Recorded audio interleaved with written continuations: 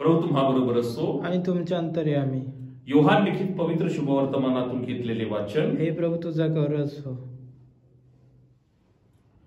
जशी पित्याने माझ्यावर प्रीती केली तशी मीही तुम्हावर प्रीती केली आहे. तुम्ही माझ्या प्रीतीत राहा. प्रभूचे शुभवर्तमान. हे प्रभू श्री ख्रिस्त तुझी स्तुती असो.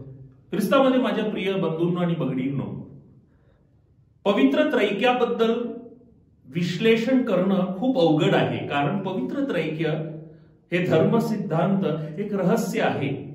परंतु त्याचं सोपं विवरण आपल्याला पाहिजे असेल तर त्या एका शब्दात आपण सांगू शकतो, पवित्र त्रैक्य म्हणजे प्रीती.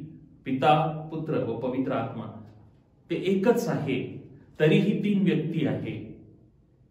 आणि इकडे सुद्धा आपण पिता व पुत्र यांचं ऐक्य बघू शकतो. आणि येशू आपल्या शिष्यांनाही आवाहन करतो की ते सुद्धा त्या ऐक्यात, त्या प्रीतीमध्ये अधिक विकसित झालं पाहिजे.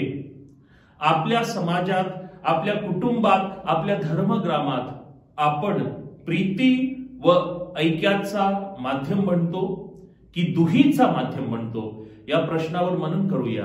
आमेन.